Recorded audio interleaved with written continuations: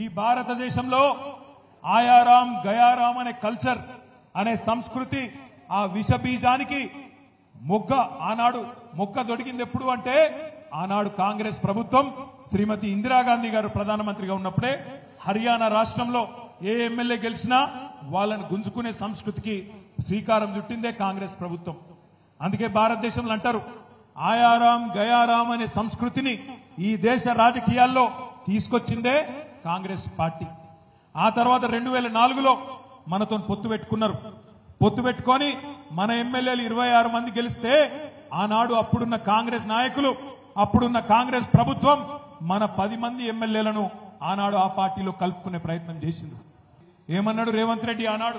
ఈ వేదిక మీద నుంచి చెప్తున్నా, కాంగ్రెస్ పార్టీలో టికెట్లు పొంది గెలిచిన వాళ్ళు పార్టీ ఫిరాయిస్తే మా కార్యకర్తలకు విజ్ఞప్తి చేస్తున్నా, రాళ్లతో కొట్టి చంపండి, గ్రామ బహిష్కరణ చేయండి.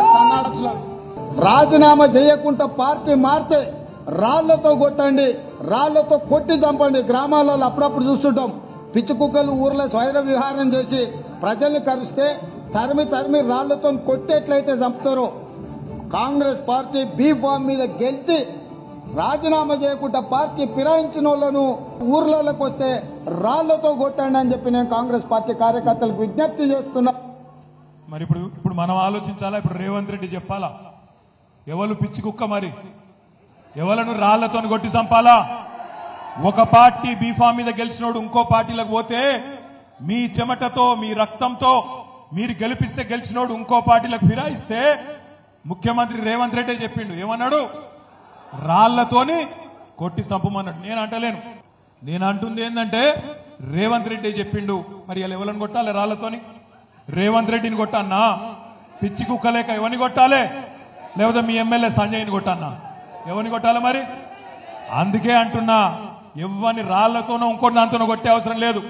రేవంత్ రెడ్డి నువ్వు మొగోనివైతే, నీకు దమ్ముంటే తీసుకున్న 6 ఎమ్మెల్యేలతో రాజీనామా చేపి ఓట్లతోని కొట్టి ఆ 6 కూడా శాశ్వతంగా రాజకీయ సమాధి చేసే బాధ్యత తెలంగాణ సమాజం తీసుకుంటుందనే మాట నేను విజ్ఞప్తి చేస్తున్నా. రేవంత్ రెడ్డి రెగ్యులర్ గా అంటుంటాడు మొగోనివైతే ఇది చేయి, మొగోనివైతే అది చేయి.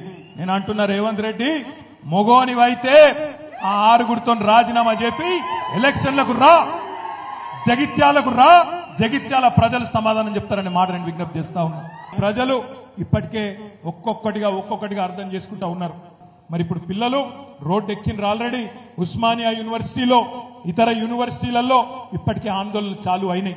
గాంధీ హాస్పిటల్లో ఒక తమ్ముడు, మోతీలాల్ నాయక్ అనే ఒక తమ్ముడు నిరాహార దీక్ష చేస్తుంటే నిన్న ఒక కాంగ్రెస్ ఎమ్మెల్సీ పోతే తన్ని అక్కడికి వెళ్లి ఉరికిచ్చిండ్రు, ఎలగొట్టిండ్రు. అంటే కాంగ్రెస్ కు ఇప్పటికే ప్రజల్లో ఉల్టా స్టార్ట్ అయింది. ఉద్యోగాల విషయంలో మోసం అర్థమైంది, రైతు భరోసా విషయంలో మోసం అర్థమైంది, రుణమాఫీ విషయంలో మోసం అర్థమైంది, మహిళలకు పైసలు ఇయ్యరని అర్థమైంది, కరెంటు రాదని అర్థమైంది, ఎరువులు విత్తనాలు దొరకాయని అర్థమవుతున్నాయి, చెరువులు ఎండుతున్నాయి, కండ్ల ముంగట్నే కనబడుతున్నది, పట్టణాభివృద్ధి ఆగిపోయింది, కండ్ల ముంగట్నే కనబడతా ఉన్నది, పెట్టుబడులు ఆగిపోయినాయి, రైతుల జీవితాలు అస్తవ్యస్తమవుతున్నాయి. అందుకే నేను అంటున్నా, రైతులు, ప్రజలు, మహిళలు, యువకులు అందరూ మెల్లమెల్లగా ఏం జరిగింది అర్థం చేసుకుంటున్నారు, జరిగిన మోసం గ్రహిస్తున్నారు. అందుకే రేపటి రోజున తప్పకుండా స్థానిక సంస్థల్లో గాని రాబోయే రోజుల్లో శాసనసభ ఎన్నికలు ఎప్పుడు జరిగినా బ్రహ్మాండంగా మల్లా ఎగిరేది గులాబీ జెండానే అనే మాట నేను మీకు విజ్ఞప్తి చేస్తా ఉన్నాను. మనం భయపడవలసిన అవసరం లేదు. కేసీఆర్ గారు లాంటి నాయకుడు మనకు అండగా ఉన్నాడు. 10 ఏళ్లు మనం చేసిన పనులు ప్రజల కళ్ళ ముంగట్నే ఉన్నాయి. తీసేస్తే చెరిపేస్తే చెరిగిపోతుందా చరిత్ర? జగిత్యాల జిల్లా చేసింది ఎవరు అని ఎవరిని అడిగినా ఏం చెప్తారు? ఎవరు? తెలంగాణ తెచ్చింది ఎవరు? జగిత్యాలలో మెడికల్ కాలేజ్ పెట్టింది ఎవరు? జగిత్యాల కలెక్టర్ని తెచ్చి కూర్చోబెట్టింది ఎవరు? జగిత్యాలలో ఎస్పీని తెచ్చి కూర్చోబెట్టింది ఎవరు? జగిత్యాలలో ఈ ఔలగాన్ని ఎమ్మెల్యే చేసింది ఎవరు? గదే అంటున్నా. మరి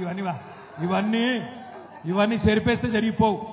ఏ ఔలగాడు ఏం మాట్లాడినా ప్రజల దగ్గరకు వస్తే అన్ని విషయాలు బయటికి వస్తాయి. అందుకే నేను అంటున్నా, మనం ఎవరో గురించి ఒక్కడు పోయిండని భయపడే అవసరం లేదు. మీ అందరున్నారు, మనకు ప్రజల ఆశీర్వాదం ఉంది.